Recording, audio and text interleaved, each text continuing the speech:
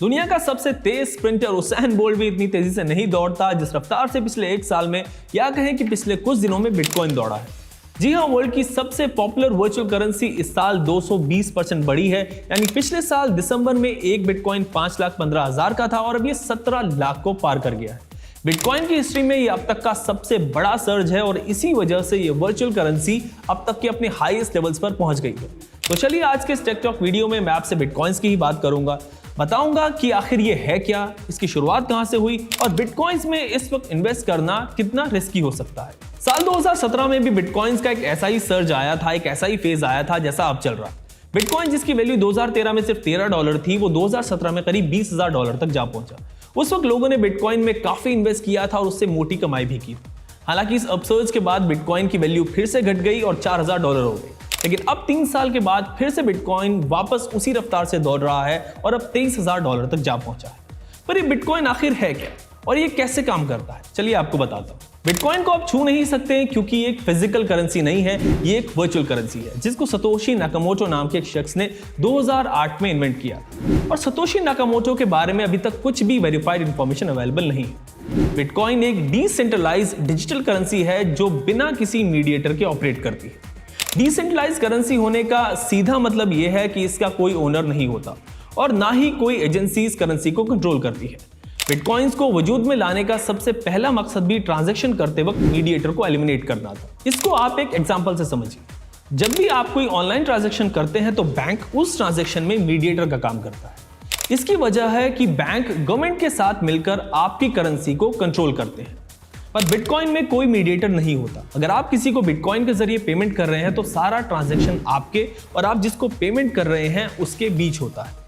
Bitcoin के transaction anonymous रहते हैं, यानी जो दो लोग आपस में ट्रांजैक्शन कर रहे हैं उनको यह पता नहीं होता कि सामने वाला कौन है। बस एक बिटकॉइन एड्रेस जनरेट होता है और उस एड्रेस से दूसरे बिटकॉइन एड्रेस पर बिटकॉइंस ट्रांसफर हो जाते हैं। चलिए अब आपको बताता हूं कि बिटकॉइंस आते कहां से हैं और इनको कौन बनाता है। तो इसके लिए आपको सबसे पहले ब्लॉकचेन टेक्नोलॉजी को समझना होगा।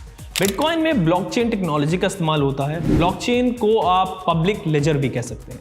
यहाँ पर हर बिटकॉइन ट्रांजैक्शन का रिकॉर्ड होता है। जैसे बैंक्स अपने सारे ट्रांजैक्शन का हिसाब अपने सिस्टम में या फिर लेजर में रखते हैं, वैसे ही बिटकॉइंस के जितने भी ट्रांजैक्शन होते हैं उनका रिकॉर्ड ब्लॉकचेन में होता है। जहां बैंक्स के लेजर आप और हम एक्सेस नहीं कर सकते, नॉर्मल लोग एक्सेस नहीं कर सकते, बिटकॉइंस की ब्लॉकचेन सबके लिए एक्सेसिबल होती है, खुली होती है। यहाँ पर जाकर आप अब तक जितने भी बिटकॉइन ट्रांजैक्शन हुए हैं उनको देख सकते हैं। आप अगर ब्लॉकचेन में जाएंगे तो वहां पर आपको बिटकॉइन का पहला ट्रांजैक्शन भी दिख जाएगा जिसमें एक एड्रेस ने दूसरे एड्रेस को मई 2010 में एक पिज्जा के लिए 10,000 बिटकॉइंस दिए थे। बिटकॉइंस के जितने भी ट्रांजैक्शन होते हैं उसकी एंट्री करने का काम जो है वो माइनर्स करते हैं। माइनर्स आप और हम में से कोई भी हो सकता है, कुछ लोग ही होते हैं वो जिनका काम ब्लॉकचेन को मेंटेन करना होता है। माइनर्स जो होते हैं वो बिटकॉइन के हर ट्रांजैक्शन को ब्लॉकचेन में रिकॉर्ड करते हैं और अपनी सर्विसेज के बदले इनको कुछ बिटकॉइंस मिलते हैं। ये वो बिटकॉइंस होते हैं जो नए होते हैं और सिस्टम में पहली बार जनरेट हुए होते हैं। नए बिटकॉइंस मार्केट में आने का सिर्फ यही एक तरीका है। बिटकॉइन माइनिंग के लिए स्पेशलाइज्ड हार्डवेयर यूज होते हैं। जैसे आप अपने डॉक्यूमेंट्स को हार्ड ड्राइव में रखते हैं, वैसे ही बिटकॉइन ट्रांजैक्शंस को ब्लॉक में रखा जाता है। जब एक ब्लॉक भर जाता है तो नए ट्रांजैक्शन को दूसरे ब्लॉक में रखा जाता है। हर ब्लॉक में पुराने ब्लॉक का एड्रेस होता है और जो नए ब्लॉक्स बन रहे होते हैं उनका एड्रेस आने वाले ब्लॉक में होगा।